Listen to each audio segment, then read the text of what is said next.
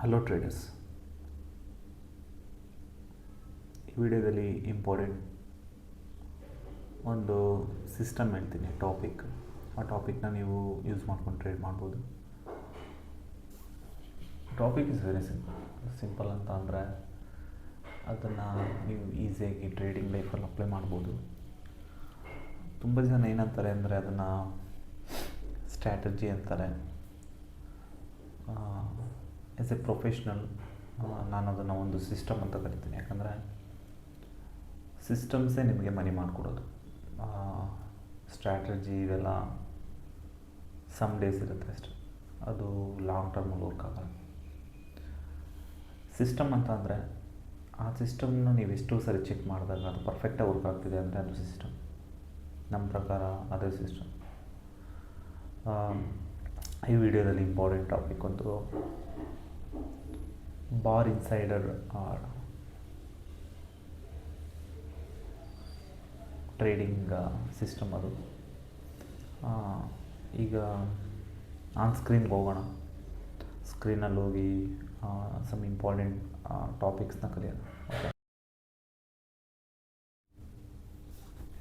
ಈ ಸಿಸ್ಟಮ್ ಬಂದುಬಿಟ್ಟು 1+3 ಅಂತ. 1+3 ಅಂದರೆ ಇದು ಒಂದು ಪ್ರಾಪರ್ ಸಿಸ್ಟಮ್. ಈ ಸಿಸ್ಟಮಲ್ಲಿ ಏನೋ ಪರ್ಟಿಕ್ಯುಲರ್ ಆಗಿ ಯಾವ ರೀತಿ ವರ್ಕ್ ಆಗುತ್ತೆ ಅನ್ನೋದು ಮುಖ್ಯ ಆಗುತ್ತೆ. ಆ್ಯಂಡ್ ವಾಲ್ಯೂಮ್ಸ್, ನಾವು ಟ್ರೇಡ್ ಮಾಡೋದು ಬೇಸ್ಡ್ ಆನ್ ವಾಲ್ಯೂಮ್ ಬರ್ತಾ ಇದೆ, ಪ್ರೈಸ್ ಮೇಲೆ ಹೋಗ್ತಾ ಇದೆ. ಇನ್ ಕೇಸ್ ಪ್ರೈಸ್ ಅದೇ ರೀತಿ ಡಿಕ್ರೀಸ್ ಆಗ್ತಾ ಇದೆ ಅಂದರೆ ವಾಲ್ಯೂಮ್ನ ನೀವು ಟ್ರಸ್ಟ್ ಮಾಡ್ಬೋದು. ಯಾಕಂದರೆ ವಾಲ್ಯೂಮ್ ಈಸ್ ಇಂಪಾರ್ಟೆಂಟ್ ಥಿಂಗ್. ಅದೇ ವಾಲ್ಯೂಮ್ ಬರ್ತಾ ಇದ್ರೂ ಕೂಡ ಪ್ರೈಸ್ ಜಾಸ್ತಿ ಮೊಮೆಂಟಮ್ ಆಗ್ತಾಯಿಲ್ಲ, ಒಂದೇ ಕಡೆ ಸ್ಟಕ್ ಆಗಿದೆ ಅಂತಂದರೆ ಅದು ವಾಲ್ಯೂಮ್ ಡೈವರ್ಷನ್ ಅನ್ನೋ ಕಾನ್ಸೆಪ್ಟ್ ಬರುತ್ತೆ. ಅದು ಹ್ಯೂಜ್ ಟಾಪಿಕ್ ಆ್ಯಕ್ಚುಲಿ. ಅದ್ರ ಬಗ್ಗೆ ನೆಕ್ಸ್ಟ್ ಯಾವಾಗಾದ್ರೂ ಮಾತಾಡೋಣ. ಈಗ ನಮಗೆ ಒಂದು ಇಂಪಾರ್ಟೆಂಟ್ ಲೈನ್ ಮಾರ್ಕ್ ಮಾಡ್ಕೊಂಡಿದ್ದೀವಿ. ಓಕೆ, ಅದು 1.290 ಅಂದ್ಕೊಳ್ಳಿ. ಓಕೆ, ಏನಪ್ಪ ಅಂತ ಅಂದರೆ ಇದೊಂದು ಲೆವೆಲ್. ಓಕೆ, ಆ ಲೆವೆಲ್ ಹತ್ರ actually price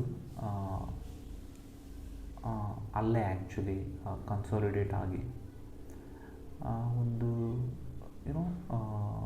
big bar candles ಕೂಡ ಫಾರ್ಮ್ ಆಗುತ್ತೆ.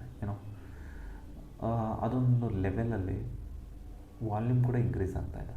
ಅಂದರೆ ಇದರ ಅರ್ಥ ಏನಪ್ಪ ಅಂತಂದರೆ ಅದೊಂದು ಪ್ರಾಪರ್ ಲೆವೆಲ್. ಆ ಲೆವೆಲಲ್ಲಿ ಮಲ್ಟಿಪಲ್ ಆರ್ಡರ್ಸ್ ಎಕ್ಸಿಕ್ಯೂಟ್ ಆಗಿರುತ್ತೆ. ಬಟ್ ಏನಂದರೆ ಅದು ಇವಾಗ ದೊಡ್ಡ ದೊಡ್ಡ ಇನ್ಸ್ಟಿಟ್ಯೂಷನಲ್ ಟ್ರೇಡರ್ಸ್ ಇರ್ಬೋದು, ಅವರೆಲ್ಲ ಹೆವಿ ವಾಲ್ಯೂಮ್ ಬಂದಿದೆ ಅಂತ ಅಂದರೆ ಸಿಂಪಲ್ಲಾಗಿ ವಾಲ್ಯೂಮ್ನ ಹೈಡ್ ಮಾಡೋಕ್ಕಾಗಲ್ಲ. ಅದೊಂದು ಜೆನ್ಯೂನ್ ವೇ ಆಫ್ ಟ್ರೇಡಿಂಗ್. ಅಂದರೆ ಲೈಕ್ ವಾಲ್ಯೂಮ್ ಒಂದು ಪ್ರಾಪರ್ ರೀಚ್ ಆಗುತ್ತೆ. ಈಗ ಏನಪ್ಪ ಅಂತ ಅಂದರೆ ಫಾರ್ ಎಕ್ಸಾಂಪಲ್ ಆ ಪ್ರೈಸ್ ಲೆವೆಲ್ಗೆ ಪ್ರೈಸ್ ಅಲ್ಲಿಂದನೇ ಸಪೋರ್ಟ್ ತೊಗೊಳೋದಿರ್ಬೋದು, ಇಲ್ಲ ಅಂದರೆ ಪ್ರೈಸ್ ಅಲ್ಲಿಗೆ ಮತ್ತೆ ಬಂದು ರೀಚ್ ಆಗೋದಿರ್ಬೋದು. ಅಂದರೆ ಪ್ರಾಪರಾಗಿ ನಮಗೆ ಥರ ಅನಿಸುತ್ತೆ ಅಂದರೆ ಸಪೋರ್ಟ್ ಅನಿಸುತ್ತೆ. ಸಪೋರ್ಟ್ ಅಂತ ಅಂದರೆ ಇದಿಲ್ಲ ಆ್ಯಕ್ಚುಲಿ. ನಾವು ಮಾರ್ಕ್ ಮಾಡಿಕೊಂಡ್ರೋ ಲೆವೆಲ್ ಹತ್ರ ಪ್ರೈಸ್ ಬಂದು ಅದೇ ಪ್ಲೇಸಲ್ಲಿ ಕನ್ಸಾಲಿಡೇಟ್ ಆಗಿ ಒನ್ ಸೈಡ್ ಮೂವ್ ತೋರಿಸುತ್ತೆ ನೋಡಿ. ಅಲ್ಲಿ ಪ್ರೈಸ್ ಏನೋ ಬರ್ತಾ ಇದೆ, ಹಂಗೆ ವಾಲ್ಯೂಮ್ ಕೂಡ ಬ್ರೇಕ್ಔಟ್ ಆಗ್ತದೆ. ಆವಾಗ ನೀವು ಒಂದು ಸಿಸ್ಟಮ್ನ ಬಿಲ್ಡ್ ಮಾಡ್ಕೋಬೋದು. ಓಕೆ, ನೀವು ಟ್ರೇಡ್ ಎಕ್ಸಿಕ್ಯೂಟ್ ಮಾಡಿದ್ರೆ ಅದೇ ಲೆವೆಲಿಂದ ಟ್ರೇಡ್ ಎಕ್ಸಿಕ್ಯೂಟ್ ಮಾಡಬೇಕು. ಇಲ್ಲಾಂದರೆ ಮಾಡಬೇಡಿ. Wait for that marked level. ಎಲ್ಲಿ ಮಾರ್ಕ್ ಮಾಡಿದ ಅಲ್ಲಿಂದನೇ ಟ್ರೇಡ್ ಎಕ್ಸಿಕ್ಯೂಟ್ ಮಾಡಿ. ಟ್ರೇಡ್ ಎಕ್ಸಿಕ್ಯೂಟ್ ಮಾಡಿದಾಗ ನಿಮ್ಮ ಸ್ಟಾಪ್ ಲಾಸಸ್ ಹಿಟ್ ಆಗುವಂಥ ಚಾನ್ಸಸ್ ತುಂಬ ಕಡಿಮೆ ಇರುತ್ತೆ. ಇದು ನಾಟ್ ಎ ಸಿಸ್ಟಮ್. ಇದು ನಾನು ಸಿಸ್ಟಮ್ ಹೇಳ್ತಾ ಇಲ್ಲ, ಬಟ್ ಹೇಳ್ತಾ ಇರೋದು ಒಂದು ಇಂಪಾರ್ಟೆಂಟ್ ಲೆವೆಲ್ವರೆಗೂ ನೀವು ವೆಯ್ಟ್ ಮಾಡಬೇಕಾಗುತ್ತೆ. ನನಗೆ ಫಾರ್ ಎಕ್ಸಾಂಪಲ್ ಕೊಡ್ತೀನಿ ನೋಡಿ. ಈಗ ಇಲ್ಲೊಂದು 3 ಕ್ಯಾಂಡಲ್ಸ್, ಇದೊಂದು ಸಿಸ್ಟಮ್ ಇದೆ. ಆ ಸಿಸ್ಟಮ್ ಬಗ್ಗೆ ನಾವು ಯಾವಾಗಾದರೂ ಮಾತಾಡೋಣ. ಓಕೆ, ಅದು ರಿವರ್ಸಲ್ ಕಾನ್ಸೆಪ್ಟ್ ಅಂತ ಬರುತ್ತೆ. ಬಟ್ ಪ್ರೈಸ್ ಒಂದು ಲೆವೆಲ್ ಬಂದಾಗ ವಾಲ್ಯೂಮ್ ಬ್ರೇಕೌಟ್ ಆಗೇ ಆಗುತ್ತೆ. ಆವಾಗ ನೀವು ವಾಲ್ಯೂಮ್ ಬ್ರೇಕೌಟ್ ಸಹಾಯದಿಂದ ನೀವು ಹೇಳ್ಬೋದು ನಮ್ಮ ಪ್ರಾಪರ್ ಸಪೋರ್ಟ್ ಆದರೂ ಆಗ್ಬೋದು, ಪ್ರಾಪರ್ ರೆಸಿಸ್ಟೆನ್ಸ್ ಆದರೂ ಆಗ್ಬೋದು. ಈಗ ಬ್ರೇಕ್ ಆಗಿ ಸಪೋರ್ಟ್ ತೊಗೊಂಡು ಅದೇ ಪ್ಲೇಸಿಗೆ ಮತ್ತೆ ಬಂದು ಮತ್ತೆ ವಾಲ್ಯೂಮ್ಸಿಂದ ಬ್ರೇಕೌಟ್ ಆಗಿ ಡೌನ್ ಸೈಡ್ ಹೋದರೆ ಪ್ರೈಸ್ ಡೌನ್ ಸೈಡ್ ಬಿದ್ದೋಗುತ್ತೆ.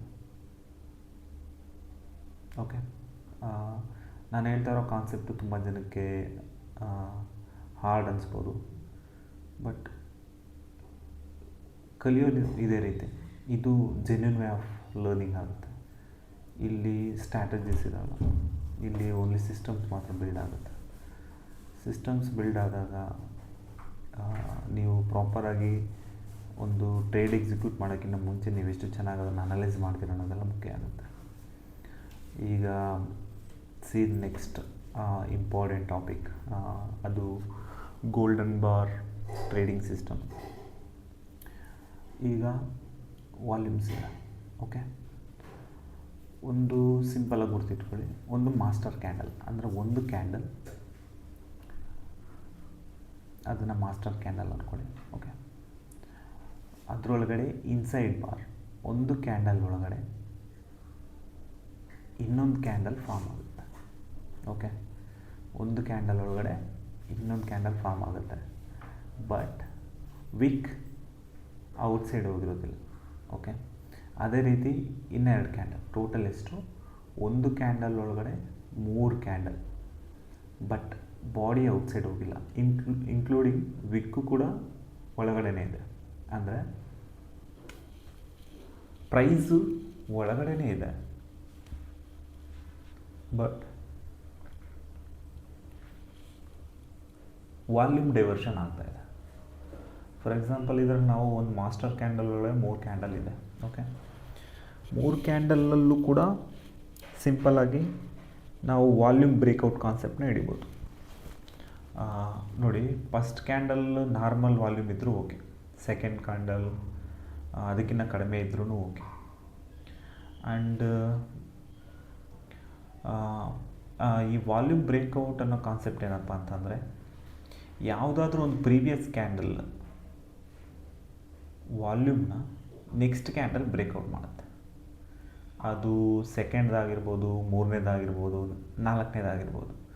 ಅಂದರೆ ಟೋಟಲ್ ಇನ್ಸೈಡ್ 3 ಕ್ಯಾಂಡಲ್ ಒಳಗಡೆ ಯಾವುದೋ ಒಂದು ಕ್ಯಾಂಡಲ್ ವಾಲ್ಯೂಮ್ ಬ್ರೇಕೌಟ್ ಆಗಲೇಬೇಕು.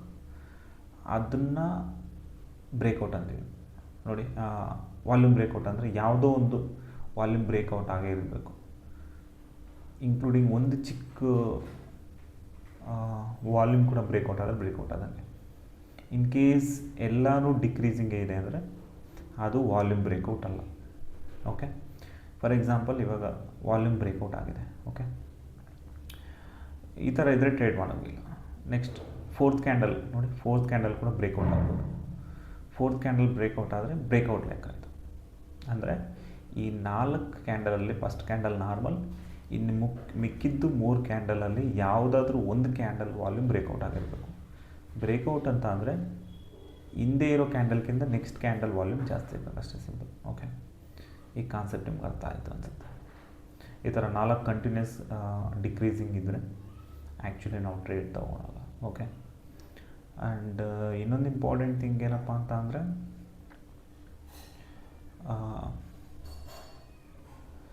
ಯಾವತ್ತು ನೀವು ವಾಲ್ಯೂಮ್ಸ್ ಮೇಲೆ ಟ್ರೇಡ್ ಮಾಡ್ತಿರೋ ನಿಮಗೆ ಪ್ರಾಫಿಟಬಿಲಿಟಿ ಇರುತ್ತೆ. ಓಕೆ, ಫಾರ್ ಎಕ್ಸಾಂಪಲ್ ನೋಡಿ, ಇದೊಂದು ಬಾಕ್ಸ್, ಆ ಬಾಕ್ಸಲ್ಲಿ ಮಲ್ಟಿಪಲ್ ಕ್ಯಾಂಡಲ್ಸ್ ಇದೆ, ವಾಲ್ಯೂಮ್ ಬ್ರೇಕೌಟ್ ಆಗಿದೆ. ಓಕೆ, ಇದೆಲ್ಲ ನೀವು ಡೇ ಟೈಮ್ ಫ್ರೇಮಲ್ಲಿ ಮಾಡ್ತೀರಾ. ಡೇ ಟೈಮ್ ಫ್ರೇಮಲ್ಲಿ ಓಕೆ, ಯಾವುದೋ ಒಂದು ಸ್ಟಾಕ್ ತೊಗೊಳ್ಳಿ, ನೋಡಿ, ಅಬ್ಸರ್ವ್ ಮಾಡಿ, ಡೇ ಟೈಮ್ ಫ್ರೇಮಲ್ಲಿ ಟ್ರೇಡ್ ಮಾಡಿ.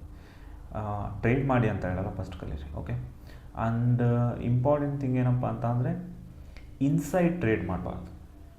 ಓಕೆ, ನೀವೀಗ ಸ್ಟಾರ್ಟಿಂಗ್ ಸ್ಟೇಜಲ್ಲಿದ್ದೀರಾ ಟ್ರೇಡಿಂಗಲ್ಲಿ ಅಂತ ಅಂದರೆ, ಆ ಮಾಸ್ಟರ್ ಕ್ಯಾಂಡಲ್ ಒಳಗಡೆ ಇನ್ಸೈಡ್ ಬ್ರೇಕೌಟ್ ಟ್ರೇಡ್ ಮಾಡಬಾರ್ದು. ಓನ್ಲಿ ಆ ಪ್ರೈಸ್ ಅನ್ನೋದು ಔಟ್ಸೈಡ್ ಬ್ರೇಕ್ ಆದರೆ ಮಾತ್ರನೇ ಟ್ರೇಡ್ ಮಾಡಬೇಕು. ಪ್ರೈಸ್ ಇನ್ಸೈಡೇ ಇದೆ ಅಂತ ಟ್ರೇಡ್ ಮಾಡಬಾರ್ದು. ನೋಡಿ, ಔಟ್ಸೈಡ್ ಪ್ರೈಸ್ ಬ್ರೇಕ್ ಆದರೆ ಮಾತ್ರನೇ ಟ್ರೇಡ್ ಮಾಡಿ. ಇವಾಗ ಏನಾಗುತ್ತೆ ಅಂತ ಅಂದರೆ, ಔಟ್ಸೈಡ್ ಬ್ರೇಕ್ಔಟ್ ಆಗೋದ್ರಿಂದ ಒಳ್ಳೆ ಮೂಮೆಂಟಮ್ನ ಕೂಡ ಕ್ಯಾಚ್ ಮಾಡ್ಬೋದು.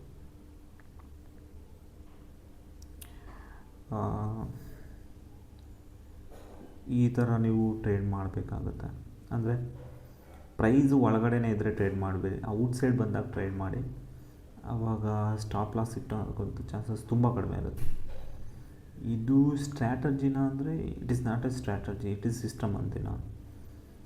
ಸಿಸ್ಟಮ್ಸ್ ಎಷ್ಟೋ ಸಾರಿ ನೀವು ಟ್ರೇಡ್ ಎಕ್ಸಿಕ್ಯೂಟ್ ಮಾಡಿದಾಗ ಬರೋವಂಥದ್ದೇ ಸಿಸ್ಟಮ್. ಸ್ಟ್ರಾಟಜಿ ಅಂದರೆ ಇವತ್ತು ಸ್ಟ್ರಾಟಜಿ ನಾಳೆ ಕೂಡ ಎಕ್ಸಿಕ್ಯೂಟ್ ಮಾಡಿದ್ರೆ ಸ್ಟ್ರಾಟಜಿ ಆಗುತ್ತೆ.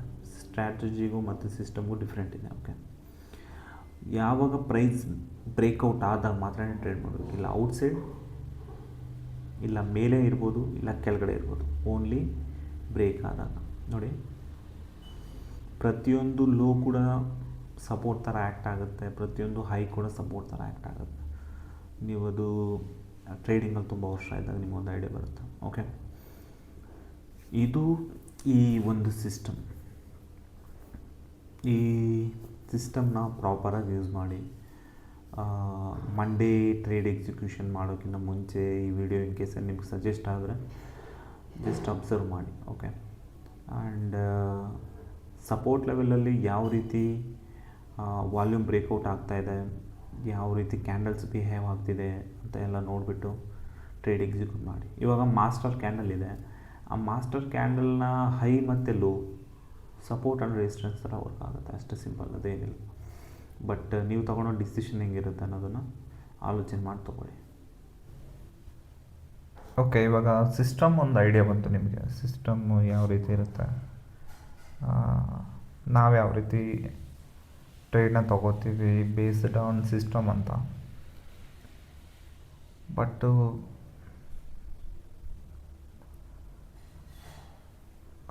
ಸಿಸ್ಟಮ್ಗಿನ್ನ ನೀವೆಷ್ಟು ಚೆನ್ನಾಗಿದ್ದೀರಾ, ನಿಮ್ಮ ಸೈಕಾಲಜಿ ಏನಿದೆ.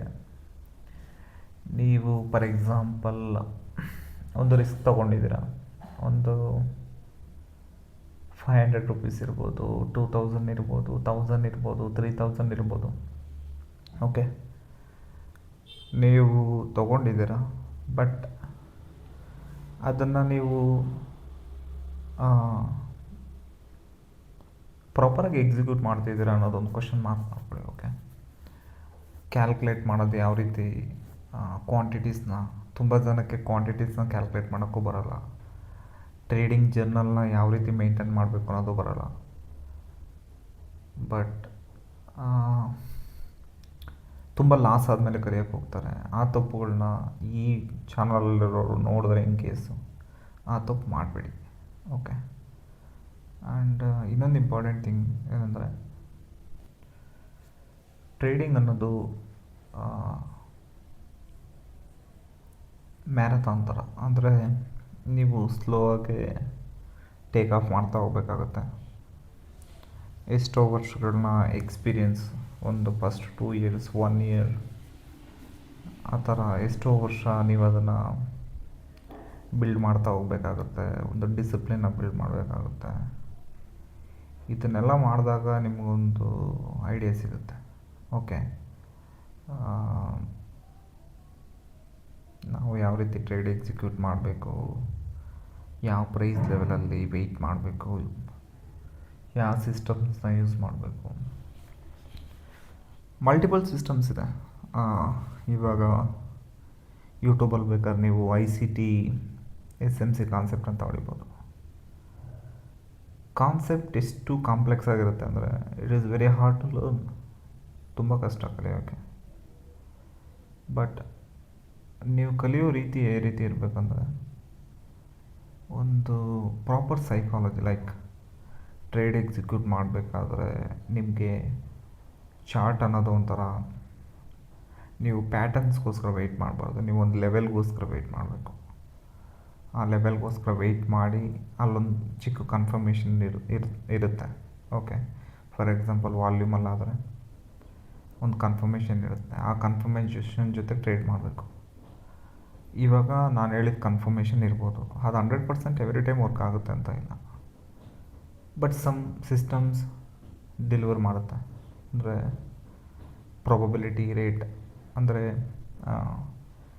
ಮಾರ್ಕೆಟ್ ಅನ್ನೋದು ಅನ್ಸರ್ಟನಿಟಿ ಅಂದರೆ ನೆಕ್ಸ್ಟ್ ಏನಾಗುತ್ತೆ ಅಂತ ಗೊತ್ತಿಲ್ಲ. ಬಟ್ ಆ್ಯಸ್ ಅವರ್ ಕ್ಯಾಲ್ಕುಲೇಷನ್ಸ್ ನಾವು ತೊಗೊಳೋಂಥ ರಿಸ್ಕ್ನ ಇರ್ಬೋದು.